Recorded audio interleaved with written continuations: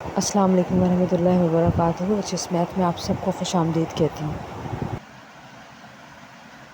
बेटा देखें, ratio and proportion chapter शुरू करने से पहले आपको ये समझना बहुत अच्छी तरह ज़रूरी है कि रेशियो क्या होते हैं एंड प्रोपोर्शन क्या होते हैं। तो चलें, अगर हम रेशियो की बात करें तो रेशियो क्या होते हैं वो मैं अभी आपको बताती हूँ। रेशियो क्या है? रेशियो इज़ द, पहले मैं लिख दूँ फिर आपको समझाऊंगी। Ratio is the comparison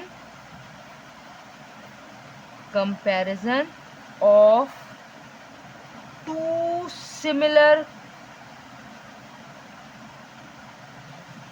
quantities.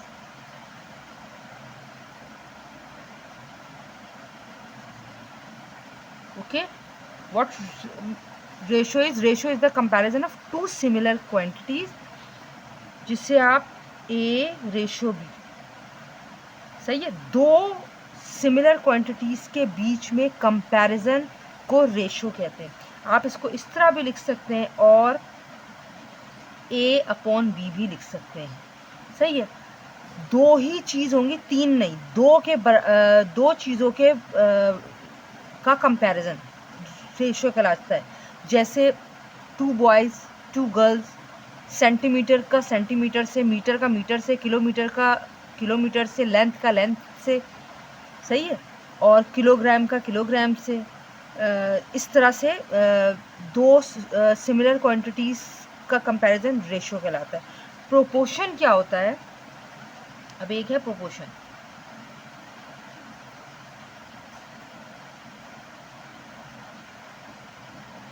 Proportion भी बहुत आसान है। प्रोपोर्शन इज द इक्वलिटी, मैं लिख देती हूँ, लिख देती हूँ, it is the equality of two ratios. देखें फर्क, देखें रेशियो क्या होता है? एक पेयर, यानी कि सिमिलर क्वांटिटीज का एक पेयर, एक जोड़ा, सही है। और जब दो रेशियो को आप कंपेयर करते हैं तो हम प्रोपोर्शन कहते हैं उसको। तो प्रोपोर्शन क्या होता है? Proportion is the equality of two ratio, यानी सपोज करें एक रेशियो है ए बी और एक है सी डी। जब दो रेशियो कंपेयर आप इक्वलिटी की बुनियाद पे करेंगे तो वो प्रोपोर्शन कहलाएगा। और प्रोपोर्शन की साइन ये 4 डॉट्स हो गया, सही है। आप इसको इस तरह भी लिख सकते हैं, और a upon B is equal to C upon D. ये फ्रैक्शन की साइन होती है, जो वो होती है ना, डॉट, ठीक है। और ये भी कह सकते हैं, अच्छा ये मैं फॉर्मूले में बताती हूँ, ठीक है। ये रेशियो प्रोपोर्शन हो गया। अब इसका एक फॉर्मूला है।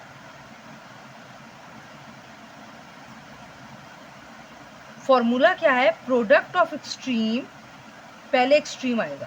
हम सबको पता है प्रोडक्ट क्या है बेटा? प्रोडक्ट है multiply is equal to product of mean, ठीक है। कैसे? A ratio B proportion C ratio D. Extreme कहते हैं फर्स्ट एंड लास्ट को, सही है, ये एक्सट्रीम है। और सेंटर की दोनों वैल्यूज को कहा जाता है मीन। प्रोडक्ट कहते हैं मल्टीप्लाई को, यानी ए मल्टीप्लाई बाय डी बराबर है, according to formula is equal to का साइन लगा रही हूँ, बी मल्टीप्लाई बाय सी के, यानी ए डी बराबर हो गया सी और, सॉरी, ए और डी मल्टीप्लाई हो गया बी और सी के। ये रहा बी और ये रहा सी, और ये मैंने, सॉरी ये मैंने डी लिख दिया था, ये मैं रब कर देती हूँ। ए और डी फर्स्ट और लास्ट, बी और सी सेंटर के दो, ठीक है। अच्छा एक बात और जो मैं आपको कहना चाहती हूँ वो ये है कि ये साइन जो है ये प्रोपोर्शन साइन है, ठीक है, ये प्रोपोर्शन की साइन है। और ये जो कहलाता है ना, ये अगर मैं आपको बताऊं तो ये कहलाता है antecedent. The first value of the ratio called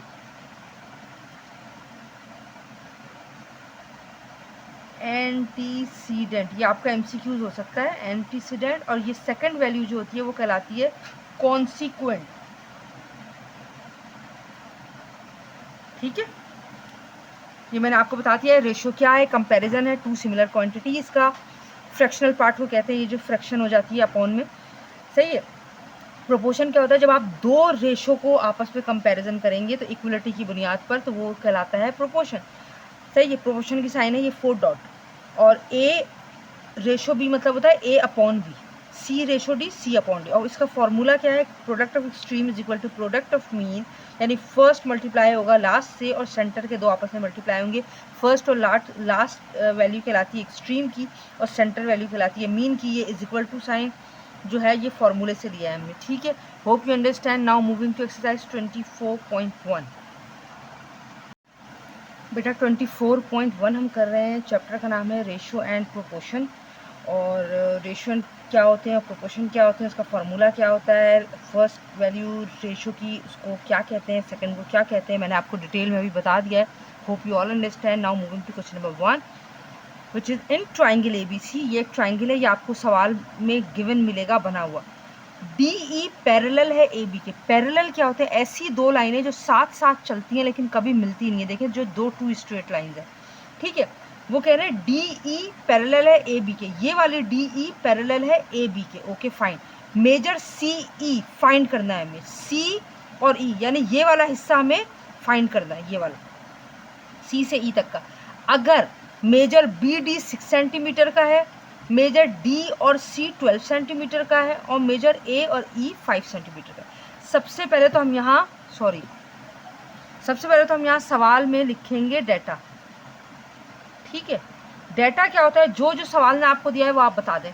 सही है। डाटा ने सबसे पहले हमें एक बात बताइए कि AB और DE पैरेलल है, कि measure DE parallel to measure AB, ठीक है। ये पहला उसने हमें बता दिया। उसके बाद उसने हमें तीन चीज़ें बताई हैं। तीन क्या बताई हैं, अगर आप देखें AE, आप कुछ भी पहले लिख लें, मेजर AE कितने का बताया है उसने, 5 सेंटीमीटर का। Okay. Now BD, measure B और D कितने की बताई है उसने length, 6 centimetre. Okay. Measure DC या CD एक ही बात है, मेजर DC की लेंथ है जी 12 सेंटीमीटर। और हमें क्या फाइंड करना है, हमें फाइंड करना है the length of CE, measure C और E हमें फाइंड करना है, ठीक है। अब मैं यहाँ पे हेडिंग डाल रही हूँ वर्किंग, ठीक है। वर्किंग अब हम शुरू कर रहे हैं। देखें सबसे पहले तो हम ये लिखेंगे कि हमें क्या बताया गया, हमें बताया गया है कि मेजर DE पैरेलल है मेजर AB के, ठीक है। AB और DE पैरेलल है, ये हमें गिवन में बता दिया गया, सही है।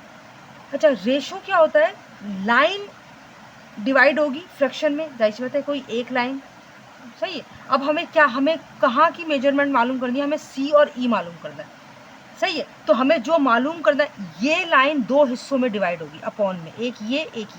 मैं यहाँ क्योंकि मुझे C और E मालूम करना है, मैं C और E पहले लिखूंगी, मेजर C और E, सही है, अपॉन यानी डिवाइड हो रहा है किससे, मेजर A और E से, ठीक है। यानी एक ही लाइन दो हिस्सों में बट गई है, C से E और A से E, CE और AE, ये आपने लिख दिया। आपने इज इक्वल टू का साइन लगाया। अब हमें दूसरी लाइन देखनी है जिसमें मेजरमेंट गिवन है, इस लाइन में मेजरमेंट गिवन है, सही है। तो हम क्या करेंगे, measure DC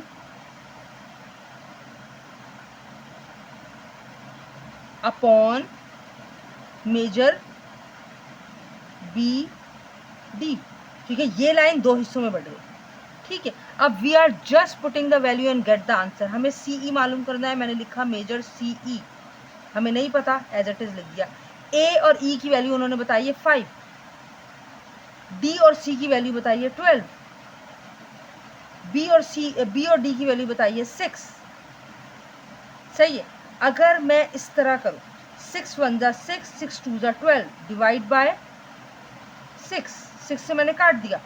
major CE upon 5 equal हो गया 2 के, 5 यहाँ मल्टीप्लाई हो रहा है, उधर जाके डिवाइड हो जाएगा। Measure CE is equal to 2 multiply by 5, यानी मेजर CE की वैल्यू हमारे पास आ गई है 10। और क्योंकि यूनिट सेंटीमीटर गिवन है तो हमने यहाँ सेंटीमीटर लगा दिया। ठीक है, और ये हमारा आंसर हो गया। बहुत बहुत बहुत आसान है, थोड़ी सी प्रैक्टिस की ज़रूरत है। मैं बार बार अपने हर बच्चे को कहती हूँ, प्लीज़ मैथ्स नीड प्रैक्टिस। आप लिख कर प्रैक्टिस करेंगे तो आपको समझ में आएगा, अदरवाइज़ आप सिर्फ देख कर नहीं समझ सकते। ठीक है, तो please kindly do practice at home, do practice at home, do practice at home. Now moving to question number 2। कुछ उसी तरह का सवाल है। ट्राइंगल आपको गिवन आएगा, in triangle A B C, ये पिक्चर आपकी बनी हुई मिलेगी। पी क्यू पैरेलल है बी सी के। कहाँ है पी क्यू? ये रहा पी क्यू पैरेलल है बी सी के। ठीक है, अच्छा, और मेरी डायग्राम थोड़ी टेढ़ी बेढ़ी हो जाए तो उसको इग्नोर कर दिया करें प्लीज़ बेटा, क्योंकि आपको पता है मैं ग्लव्स पहन के बनाती हूँ तो वो थोड़े हाथ मेरे स्लिप होते हैं। ठीक है, पी क्यू और बी सी पैरेलल है according to the question. Okay fine, आपको x मालूम करनी है, यानी x की वैल्यू मालूम करनी है, और x एक नहीं है, दो है माशाल्लाह। इफ़ मेजर ए पी, यानी a से p तक का फासला कहाँ है भाई? a से p का फासला है 5x - 3, और मेजर पी बी है 2। अब यहाँ ना इन्होंने 2 सेंटीमीटर दिया है ना मीटर दिया है, कुछ नहीं दिया। मेजर ए क्यू, ए से क्यू का फासला है 2x + 1, और क्यू से सी तक का फासला है 3। अब मेरी बात गौर से सुनिएगा, हमें इन दो से ही सारी वैल्यूज़ निकालनी है। इस थर्ड साइड में हमें कुछ गिवन ही नहीं है, तो इसको इग्नोर कर दें। हमारे पास एक ये साइड है और एक ये साइड है।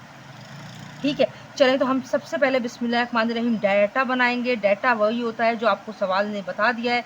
सवाल ने हमें सबसे पहले बताया है पी क्यू पैरेलल है बी सी के। डिपेंडिंग ऑन यू, आप मेजर लगाएं ना लगाएं, लगा लें तो ज़्यादा बेहतर है।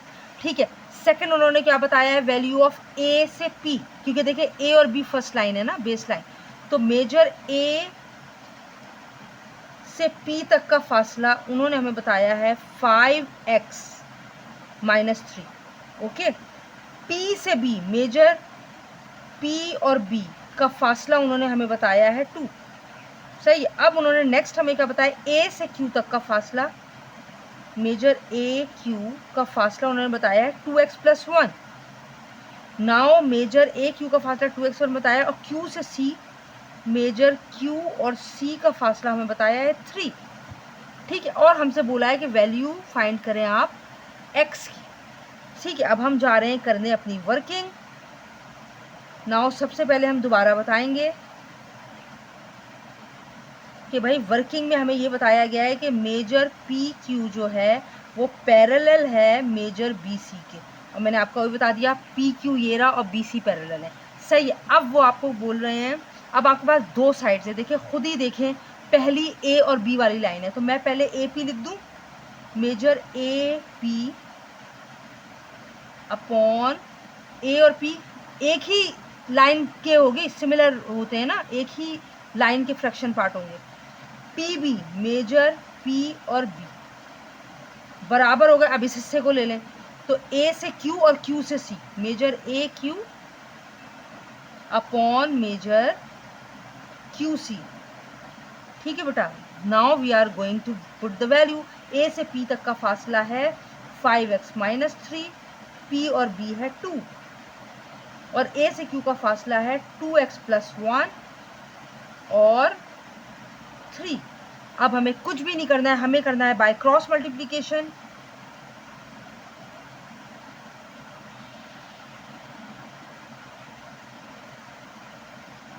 क्रॉस मल्टीप्लिकेशन से क्या होगा? 3 इधर चला गया 5x - 3 के पास, और 2 चला गया 2x + 1 के पास। ठीक है, 3 5 = 15 × x, 15x - 3 3 = 9 = 2 to the 4x + 2 1 = 2। 15x अपनी जगह पे है, 4x में इधर ले आई, -4x हो गया, 2 अपनी जगह पे, 9 उधर चला गया, +9 हो गया। 15 में से 4 गए, बचा 11x, और यहाँ 9 और 2 होता है 11। x = 11/11, यानी x की वैल्यू आ गई है 11। Find the value of x। The value of x is 11। So simple, कुछ भी नहीं है। याद रखिएगा मेरी बात बेटा, अगर आप स्टेप बाय स्टेप अपने क्वेश्चन को सॉल्व कर रहे हैं, मतलब don't try to skip a single step, सही है, and must try to do the rough work on the corner side of the page, you will definitely solve the correct question। ठीक है, इंशाअल्लाह ताला। Now we are going to move question number 3। चलें बेटा, question number 3 पे move करने से पहले हमें आपको ये बताना है कि ट्रेपीजियम क्या होता है, ठीक है, और ट्रांसवर्सल लाइन क्या होती है। तो अगर मैं आपको बोलूँ ट्रेपीजियम, ट्रेपीजियम क्या होते हैं? It is a quadrilateral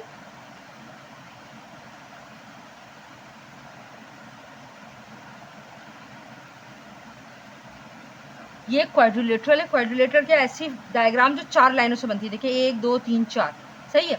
it has one pair of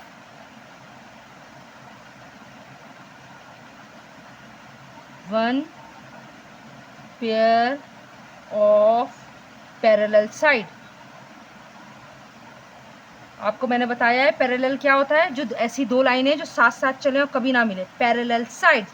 the other 2 sides are non parallel and the other 2 sides are non parallel। ठीक है, अब आप सपोज करें कि ये है ए बी, यहां से नीचे आऊंगी सी और डी, ठीक है। सपोज करें तो मैं ये कह सकती हूँ कि ए बी और सी डी बराबर है। मेजर ए बी पैरेलल है मेजर सी डी के, या डी सी कह लें आप, सही है। और ये दोनों साइड पैरेलल है, ये और ये बराबर है। और वो क्या कह रहा है, and the other 2 sides are non parallel. देखें ये दोनों जा रही हैं साथ, चांसेस है कि कहीं कहीं जाकर ये एक दूसरे से मिल जाएंगी, तो ये पैरेलल नहीं हो सकती। वो यही कह रहे हैं and the other 2 sides are non parallel. तो नॉन पैरेलल साइड कौन है? ए डी और बी सी, सही है। अब जो बात समझने की है वो ये है कि एंगल ए और एंगल डी, सही है, angle A plus angle D को अगर आप सम करेंगे वो अप टू होगा 180 डिग्री, सही है। और एंगल बी और सी को, एंगल बी और एंगल सी को अगर आप ऐड करते हैं तो वो भी 180 डिग्री के बराबर होगा, ठीक है। This is the simple definition of trapezium. Now moving to transversal line. चलें बेटा, अब हम करेंगे ट्रांसवर्सल लाइन क्या होती है। Transversal line, it is a line, ऐसे लिख देती हूँ, it is a line that crosses at least 2 other lines।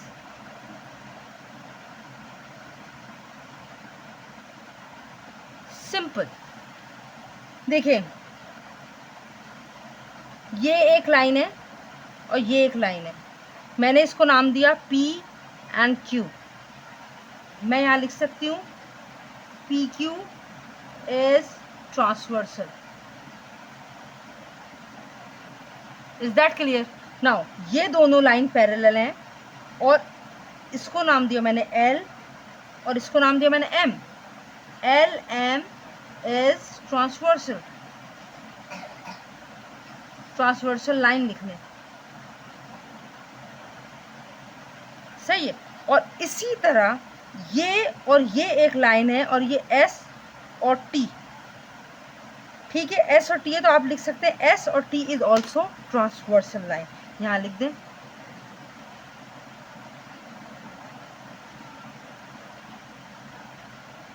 Transversal line, ठीक है बेटा। ये मैंने आपको डिटेल में बता दिया है ट्रेपीजियम क्या होता है, ट्रांसवर्सल क्या होता है। Now moving to question number 3। Now question number 3 देखें, मैंने डायग्राम ड्रॉ की हुई है बेटा, डायग्राम आएगी नहीं, you will draw the diagram after reading the question. Prove that, साबित करें, the line drawn parallel to the parallel sides of a trapezium. देखिए ये एक ट्रेपीजियम है ABCD, इज दैट क्लियर? सही है, ये एक ट्रेपीजियम है ABCD of a trapezium divides the non parallel side proportionally. Proportionally का मतलब है 2 रेशो, 2 फ्रैक्शन, एक ये रहा एक ये रहा, आपको पता है सही है। और कौन सी लाइन है नॉन पैरेलल साइड को डिवाइड कर रही है? नॉन पैरेलल साइड कौन है? ये रहे। अब हमें कुछ भी नहीं करना है, हमें जस्ट लिखना है गिवन, सही है। पहले हम लिखते हैं गिवन, अल्लाह करे यहीं आ जाए। गिवन में हम क्या लिखेंगे? इन trapezium ABCD, in trapezium ABCD, सही है। वो क्या बता रहे हैं, AB पैरेलल है DC के, ये अभी उन्होंने हमें बताया है। कौन है AB? AB और DC पैरेलल है, ये हमें सवाल में बता दिया, सही है। अब वो कह रहे हैं and line XY is also parallel to, and line XY is also parallel to AB and DC। ये बात मैं आपको पहले यहाँ समझा, देखिए सवाल कह रहा है AB और CD बराबर है। जैसे ही उसने कहा हम कहेंगे भाई एक लाइन जो है XY, ये पूरी लाइन XY पैरेलल है DC के भी, और XY पैरेलल है A और B के भी, ये हमने उनको बता दिया, सही है। एंड लाइन XY कट्स, अच्छा XY यानी ये लाइन कट्स A और D को किस पॉइंट पे कट कर रही है? P पे। AD at P and BC at Q। देखिए मैं अब आपको दोबारा बताती हूँ, इन ट्रेपीजियम ABCD सवाल कह रहा है AB और DC पैरेलल है, AB और DC पैरेलल है, ओके हमें समझ में आ गया। XY जो लाइन हमने बनाई है अपना सवाल प्रूफ करने के लिए, एक लाइन एक्चुअली डायग्राम हमें खुद बनानी है। लाइन जो हमने बनाई है अब हम देखेंगे कि ये XY AB के साथ भी पैरेलल हो रही है, XY D और C के साथ भी पैरेलल हो रही है। तो हमने यहाँ लिखा कि XY is also parallel to AB and DC। XY काट रही है किसको? A और D को किस पॉइंट पे? P पॉइंट पे, और B और C को किस पे? Q के पॉइंट पे, ठीक है। अब जब वो ये काट रही है, अब हम जाने वाले हैं वो बात करने जो हमें प्रूफ करना है। प्रूफ क्या करना है? Divide the non parallel side, इस दोनों लाइन को जो नॉन पैरेलल है उसको डिवाइड कर रही है प्रोपोर्शनली। प्रोपोर्शनली में कितने चीज़ें आती हैं? 4, 1 2 3 4, ये बात अपने जहन में रखिएगा। तो अगर हम इस लाइन की बात करें तो हम कह सकते हैं कि D और P और A बराबर है, सही है। यहाँ हम लिख सकते हैं to proof measure DP upon measure AP। आप कुछ भी ऊपर नीचे लिख सकते हैं, उसके लिए परेशान नहीं होइएगा। और measure CQ upon measure Q और B। देखें इसके दो हिस्से हमने एक एक करके लिख दिए, इसके दो हिस्से हमने एक एक करके लिख दिया। मैंने यहाँ पहले DP पहले लिखा है ऊपर, तो मैंने यहाँ पे CQ ऊपर लिखा है, ठीक है। और यहाँ BQ नीचे लिखा है, तो यहाँ पे AP नीचे लिखा है, ठीक है। ये बात आपको क्लियर हो जानी चाहिए। अब हम जा रहे हैं प्रूफ करने। प्रूफ में हमारे पास दो चीज़ें होती हैं, एक होता है हमारा स्टेटमेंट और एक होता है हमारा रीज़न। थोड़ी सी बात है, अभी फटाफट हो जाएगा, ठीक है। अभी हम यहाँ बताएंगे नंबर 1, AD ट्रांसवर्सल है,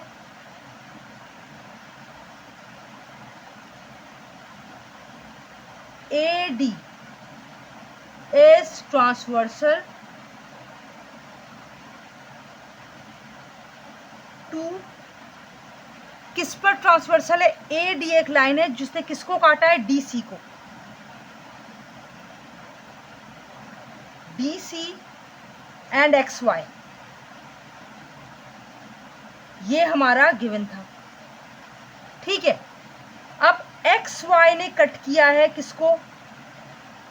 XY cut AD at P and BC at Q, ये भी हमारा गिवन था, ठीक है। जब दोनों बातें सही हैं कि AD ट्रांसवर्सल है, AD ट्रांसवर्सल है क्योंकि AD ने काटा है, एक लाइन है DC और एक लाइन है XY, फैक्ट बात है। और XY ने किसको काटा है? XY ने ऑल्सो AD को काटा है, और XY ने काटा है AD को P पर और BC को Q पर, ठीक है। जब ये बात साबित हो गई तो हम फौरन अपना जो टू प्रूफ था वो यहाँ लिखेंगे। यहाँ मैं लिखने की कोशिश करती हूँ, measure DP upon measure AP